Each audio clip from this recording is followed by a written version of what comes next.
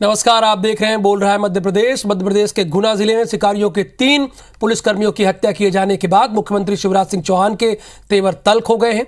एक तरफ जहां प्रशासनिक तौर पर बड़े बदलाव किए गए, तो वहीं साफ तौर पर उन्होंने अफसरों को निर्देश दिए हैं कि अपराधियों को पूरी तरह नेस्तनाबूद किया जाए। ये उन्होंने साफ कहा है। इसका असर भी प्रदेश में देखने को मिल रहा है। अपराधियों पर पुलिस की सख्ती है और गुना केस में 3 आरोपियों का एनकाउंटर किया गया है।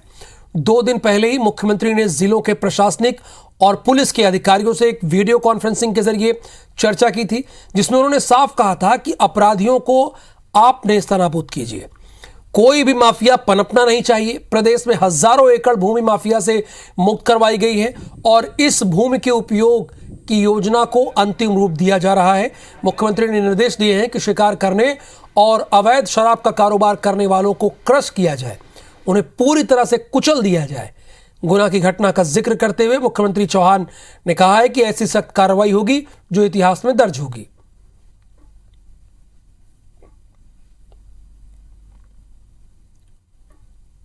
अपराधियों को नहीं छोड़ने का संकल्प है मेरा,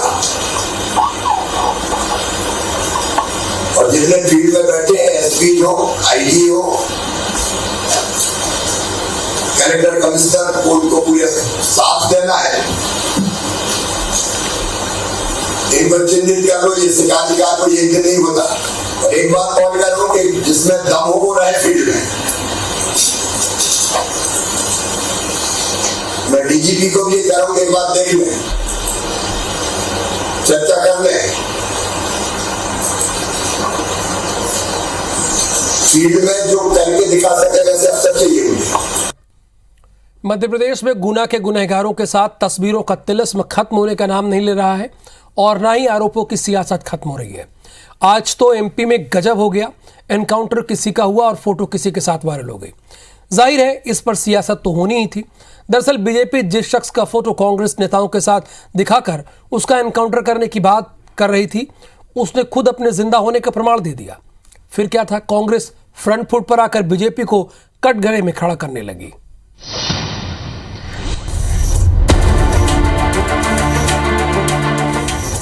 एक और गुना में 3 पुलिसकर्मी की हत्या करने वाले शिकारियों पर ताबड़तोड़ कार्रवाई हो रही है, तो दूसरी ओर आरोपियों को लेकर राजनीतिक तकरार और पोस्टरवार शुरू हो गया है। दरअसल पिछले 2 एनकाउंटर के बाद कांग्रेस नेता जयवर्धन सिंह ने फोटो दिखाकर आरोप लगाया था कि आरोपियों का कनेक्शन बीजेपी से है। लेकिन मंगलवार को एक और आरोपी छोटू के एनकाउंटर के बाद बीजेपी भी हमलावर दिखी। पंचायत मंत्री महेंद्र सिंह सिसोदिया ने पहले जयवर्धन सिंह और दिग्विजय सिंह के साथ आरोपियों की फोटो ट्वीट करके कांग्रेस को घेरा, फिर बकायदा प्रेस कॉन्फ्रेंस करके शिकारियों का पालनहार तक कह दिया। सिर्फ रावगढ़ में ही सारे कांड होते हैं, बमोरी में क्यों नहीं हो रहा, गुना में क्यों नहीं हो रहा, चांचौड़ा में क्यों नहीं हो रहा? क्योंकि सारा जो केंद्र है आपराधिक गतिविधियों में लिप्त होने का, संचालित करने का, वो रावगढ़ किले से माननीय जयवर्धन सिंह जी के नेतृत्व में हो रहा है। हालांकि बीजेपी नेता जिस छोटू पठान का एनकाउंटर होने और उसके दिग्विजय सिंह और जयवर्धन सिंह के साथ फोटो वायरल कर रहे हैं, ट्वीट कर रहे हैं, वो जिंदा है। उसने खुद इस बात की सफाई दी है। मंत्री महेंद्र सिंह सिसोदिया जी, बंटी बना के लोग, भाजपा प्रवक्ता, मेरा आरोपियों में नाम शामिल होने की और मेरे एनकाउंटर होने की अफवाह उड़ाई जा रही है। ना ही मेरे शिकार का शौक है और ना मेरे पास कोई हथियार है। छोटू पठान रावगढ़ का निवासी है, ये जीवित है। हमारा जो ये आरोपी है, ये छोटू उर्फ जहीर सन ऑफ जलील खान निवासी साडोरा था, जिसका कि इनकाउंटर किया जा चुका है। उसमें कोई कंफ्यूजन नहीं है, वो अलग है, ये अलग है। अब सवाल ये है कि क्या बीजेपी नेताओं ने जल्दबाजी कर दी? छोटू पठान की अपील के बाद कांग्रेस को भी बीजेपी पर हमला करने का मौका मिल गया। दिग्विजय सिंह ने ट्वीट करके कहा कि शिवराज जी, वीडी शर्मा जी, नरोत्तम मिश्रा जी, अपनी फौज को संभालिए, वरना फौज को बचाते बचाते आप स्वयं फंसते जा रहे हैं। वैसे कांग्रेस पहले दिन से ये बताने की पुरजोर कोशिश में लगी है कि शिकारियों के तार बीजेपी के नेताओं से जुड़े हैं। जो अपराध संरक्षण शिकारियों का सरगना है, उनके साथ आप बैठ के भोजन कर रहे हैं, उनके द्वारा मिठाई प्रेम से खा लें। आप देखिए, खुद खिला रहा है वो। शिकारी आरोपी है, उनकी तार नहीं जुड़ी हुई है रावण किले से, बल्कि उनकी तार सीधी भाजपा से जुड़ी हुई है। इसमें गुना के कैबिनेट मंत्री महेश सिसोदिया जी भी उस फोटो में है। मैं मानता हूँ ये बहुत ही गंभीर विषय है। कुल मिलाकर गुना के आरोन में पुलिस कर्मियों की हत्या के बाद से ही आरोप प्रत्यारोप की सियासत जारी है। सत्ता पक्ष और विपक्ष दोनों का दावा है कि वो शिकारियों को संरक्षण दे रही हैं। जुबानी जंग की लड़ाई अब सोशल मीडिया के प्लेटफॉर्म तक पहुंच चुकी है, जहां सबूतों के जरिए एक दूसरे को कटघरे में खड़ा किया जा रहा है। लेकिन सबसे बड़ा सवाल यही है कि इन शिकारियों के तार आखिरकार किससे जुड़े हुए हैं। Bureau report, IBC 24। और यही बात तो मध्य प्रदेश की जनता भी जानना चाहती है कि शिकारियों के तार आखिरकार किससे जुड़े हैं। इधर ग्वालियर चंबल अंचल के जंगल से डाकुओं का भले ही सफाया हो गया हो, लेकिन माफिया बेखौफ हो चले हैं। इस पर लगाम का तरीका ना तो वन विभाग के पास है और ना ही पुलिस के पास है। माफिया पिछले 2 साल में रास्ता रोकने आई पुलिस और फॉरेस्ट की टीम पर 2 दर्जन से ज्यादा कातिलाना हमले कर चुके हैं, लेकिन सुस्त और कमजोर कार्रवाई उन्हें अगली बार भी कुछ बड़ा करने का हौसला देती है।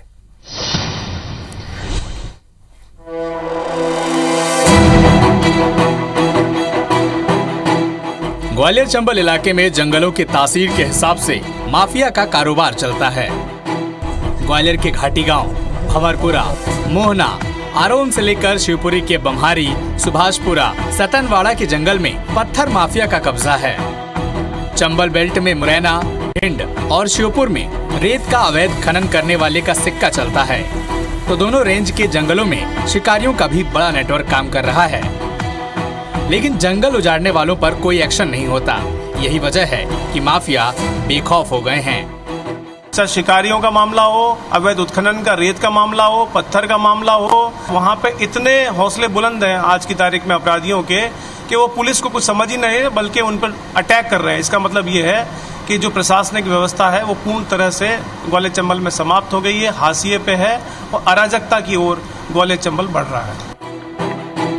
आपको ये जानकर हैरानी होगी कि पिछले 2 साल में ये माफिया खूनी साबित हुआ है। अप्रैल 2022 में चंदेरी के जंगल में वन अमले पर हमला हुआ, राइफल छीनी गई, टीम को पीटा गया, जिसमें 7 वनकर्मी घायल हो गए।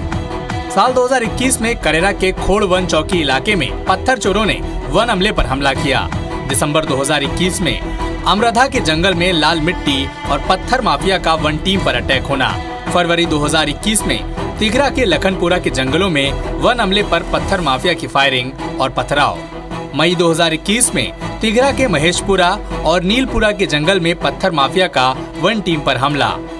दिसंबर 2021 में शिवपुर के विजयपुर के गढ़ी में तहसीलदार की टीम पर रेत माफिया का अटैक। मई 2020 में ग्वालियर के आरोन में जंगल में बाज के शिकारियों ने वन रक्षक को गोली मारी। गुना में हाल में ही 3 पुलिस कर्मियों को मौत के घाट उतारने वाले शिकारियों पर जितनी तेजी से सख्त एक्शन हुआ, इससे पहले की घटनाओं में ऐसा नहीं हुआ। देखिए उसमें क्या है, मतलब अलग अलग घटना के हिसाब से उसको देखा जाना चाहिए। और मेरा मानना है कि जब पुलिस अपने पर आती है तो किस तरह कार्रवाई होती है हमने देख ली, आगे भी कार्रवाई होगी ऐसा मुझे पूरा भरोसा है।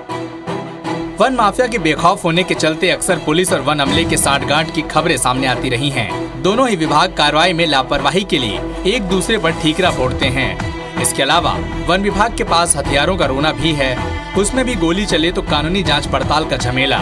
ऐसे में सवाल यही है कि चंबल में माफिया पर कभी नकेल कस पाएगी। नासिर गौरी, IBC 24, ग्वालियर। तो मध्य प्रदेश में पंचायत और निकाय चुनाव बिना OBC आरक्षण के कराए जाने के फैसले को लेकर प्रदेश सरकार की रिव्यू पिटीशन पर सुप्रीम कोर्ट में सुनवाई हुई। इसके लिए राज्य सरकार की 4 पॉइंट की प्रेयर की गई। राज्य सरकार ने सुप्रीम कोर्ट में अन्य पिछड़ा वर्ग कल्याण आयोग की दूसरी रिपोर्ट सौंपी। कोर्ट को बताया कि ये रिपोर्ट स्थानीय निकायवार आरक्षण प्रतिशत के संबंध में है। सरकार ने अनुरोध किया कि कोर्ट इस रिपोर्ट पर भरोसा करे और इसके आधार पर OBC आरक्षण अधिसूचित करने की अनुमति दे। इसके लिए 4 हफ्ते का वक्त मांगा गया। साथ ही कहा गया कि समानता पूर्वक इतना समय SC ST के आरक्षण के लिए भी लगेगा। OBC आरक्षण की अधिसूचना की मंजूरी देने वाले आदेश से किसी पार्टी को पूर्वाग्रह नहीं होगा। सरकार ने OBC आरक्षण देने के लिए 2011 के जनसंख्या के आंकड़े पेश किए, जिसके अनुसार ओबीसी की कुल आबादी 51% बताई गई। इस मामले में एक बार फिर बुधवार या गुरुवार को सुनवाई होनी है।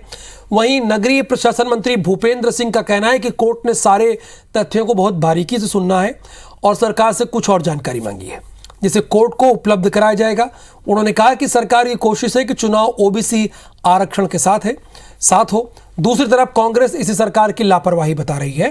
कांग्रेस का आरोप है कि सरकार ओबीसी वर्ग को गुमराह कर रही है। उसमें से कुछ क्वेरीज उन्होंने की हैं, सर कल उस पर फिर सुनवाई होगी या परसों 2 बजे होगी, और जो भी और जानकारी ओबीसी से संबंधित माननीय न्यायालय ने मांगी है वो तत्काल सरकार उपलब्ध कराएगी। पिछले वर्ग आयोग की अब रिपोर्ट जो जैसा सुप्रीम कोर्ट ने अपेक्षा की थी, तो अब निकाय बार और ब्लॉक बार ये रिपोर्ट तैयार हो गई है, जो हमारा सुप्रीम कोर्ट से फिर से हमारी जो सुनवाई की याचिका लगी थी उस पर मुझे लगता है कि सुप्रीम कोर्ट विचार कर रहा है। मैं सरकार पे ये प्रश्न चिन्ह जरूर लगाऊंगा कि अगर आप प्रयास भी कर रहे हो तो आखिर में कर रहे हो, ये प्रयास आप पहले कर लेते तो आज आपको ये दिन नहीं देखना पड़ता। कोर्ट में जिस तरह से सरकार का पक्ष रखना चाहिए, ओबीसी का पक्ष रखना चाहिए, इन्होंने नहीं रखा। दाल में काला है और सिर्फ लगातार ये लोग गुमराह करने का काम कर रहे हैं। इनकी नीयत में खोट है, ये बार बार हम बोल रहे हैं। तो मध्य प्रदेश में मजदूर और गरीबों के लिए शुरू की गई संबल योजना 2 पर भी सियासत शुरू हो गई है। कांग्रेस का आरोप है कि उनकी सरकार में अपात्र लोगों को योजना का लाभ नहीं दिया जाता था, लेकिन शिवराज सरकार में अपात्र लोगों को योजना का लाभ दिया जा रहा है, जिसमें अधिकतर बीजेपी के कार्यकर्ता हैं। जबकि मंत्री विश्वास सारंग ने कहा कि जब भी सरकार गरीबों के लिए कोई योजना लागू करती है तो कांग्रेस के पेट में दर्द होता है। आपको ये भी बता दें कि कमलनाथ सरकार के दौरान काटे गए नाम इस बार फिर से जोड़े जाएंगे। साथ ही इस बार योजना के हितग्राहियों के ई कार्ड भी बनेंगे। भी जब जांच हुई थी तब इस बात की जानकारी प्राप्त हुई थी तथ्यात्मक रूप से कि योजना का लाभ जो है जिनको मिलना चाहिए उनको तो नहीं मिला, बल्कि उनके नाम से जो पार्टी के कार्यकर्ता हैं बहुत बड़ी संख्या की तादाद में उनको मिला, इसलिए मिला, उसका लाभ दिया गया है। तो एक तरह से जनता के धन का दुरुपयोग करने की जो एक परंपरा रही है वो परंपरा को जारी करने का प्रयास है। गरीब जनता के लिए हमारे खजाने को खोल कर रख देंगे। संबल योजना गरीब जनता के घर में खुशहाली लाने का बहुत बड़ा प्रकल्प है। कांग्रेस कितनी भी विरोध करे, संबल योजना चलेगी और गरीब को उसका लाभ मिलेगा। अंतर्राष्ट्रीय टोमेटो कॉन्क्लेव का वर्चुअल उद्घाटन करते हुए मुख्यमंत्री शिवराज सिंह चौहान ने किसानों से परंपरागत खेती के साथ साथ उद्यानिकी खेती की दिशा में आगे बढ़ने की अपील की है। कार्यक्रम में कृषि मंत्री नरेंद्र तोमर, प्रदेश के उद्यानिकी मंत्री भारत सिंह कुशवाहा, नीदरलैंड के राजदूत, ग्वालियर कृषि विश्वविद्यालय के कुलपति भी जुड़े हैं। सीएम ने कहा कि एमपी के गेहूं की मांग दुनिया भर में है और घरेलू जरूरतों को देखते हुए भारत सरकार ने निर्यात पर प्रतिबंध भी लगाया है। सीएम ने कहा कि हमने फूड प्रोसेसिंग की आकर्षक नीति बनाकर एक जिला एक उत्पाद कार्यक्रम शुरू किया, यानी 1 डिस्ट्रिक्ट 1 प्रोडक्ट। टमाटर का फ्यूचर बहुत बेटर है, इसलिए टमाटर की खेती आप कीजिए और इसलिए जो फूड प्रोसेसिंग की इकाइयां लगनी चाहिए उसकी तरफ भी निवेशक मित्र बैठे होंगे, वो ध्यान दें। हमारी फूड प्रोसेसिंग की नीति को जरा ध्यान से देखें। हमारा जोर है पूरी तरह से खेती को किसानों की आय दुगना करने के लिए कि हम हार्टिकल्चर की फसलों की तरफ जाएं। इंदौर में बीजेपी की कोर कमेटी की बैठक में गृहमंत्री नरोत्तम मिश्रा और बीजेपी के महासचिव कैलाश विजयवर्गीय शामिल हुए, जिसमें आगामी निकाय चुनाव को लेकर चर्चा हुई। कैलाश विजयवर्गीय ने कहा कि बीजेपी सरकार जनता की समस्या का लगातार निवारण कर रही है। साथ ही कैलाश विजयवर्गीय ने ज्ञानवापी मामले पर कहा कि इस पर बीजेपी ने नहीं बल्कि आम लोगों ने याचिका लगाई। इधर गृहमंत्री नरोत्तम मिश्रा ने कहा कि एमपी में अपराधियों के खिलाफ सख्त कार्रवाई की जा रही है। हमने शहर के नक्शे को बदला है और एक कह सकते हैं हम कि एक ऐसा शहर जो काफ़ी, आप तो जानते हैं, आप तो इस शहर के सब नागरिक हैं, शहर की कोई पहचान नहीं थी देश के अंदर। आज देश ने दुनिया के अंदर शहर की पहचान बनाई और भारतीय जनता पार्टी ने बनाई। एक आरोपी एनकाउंटर में मरे हैं, 2 आरोपी अभी फरार हैं, 2 घायल हो चुके हैं, 3 अभी तक एनकाउंटर में मर चुके हैं। फरारी कर रहे हैं, एनकाउंटर पुलिस पर जवाबी फायरिंग कर रहे हैं, ये ठीक नहीं है। ज्ञानवापी को लेकर बजरंग दल के पूर्व राष्ट्रीय संयोजक और कट्टर हिंदूवादी नेता जयभान सिंह पवैया का बड़ा बयान आया है। पवैया ने चेतावनी देते हुए कहा है कि ज्ञानवापी एक अवसर है। काशी और मथुरा पर सत्य के सामने समर्पण करने से मुस्लिम समाज सद्भाव की नींव रख सकता है।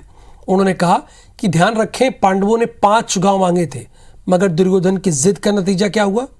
आपको बता दें कि पवैया विवादित ढांचा ढहाने के आरोपियों में से एक है, लिहाजा उनका एक बयान काफी मायने रखता है। पवैया के बयान का मंत्री भूपेंद्र सिंह ने भी समर्थन किया है। वहीं मंत्री उषा ठाकुर और विश्वास सारंग ने भी कहा है कि सबको पता है कि वहां भगवान शिव हैं, अब सालों से चल रहे नंदी बाबा का इंतजार खत्म हो गया। ज्ञानवापी एक अवसर आया है जब मुस्लिम भाई काशी और मथुरा के सत्य को स्वीकार करके भविष्य में पीढ़ियों के लिए सद्भावना की नींव रख सकते हैं। देखिए, पांडवों ने 5 गांव मांगे थे, इंद्रप्रस्थ नहीं मांगा था, लेकिन दुर्योधन की जिद के कारण क्या नतीजा हुआ पूरे वंश का, ये ध्यान में रखना चाहिए।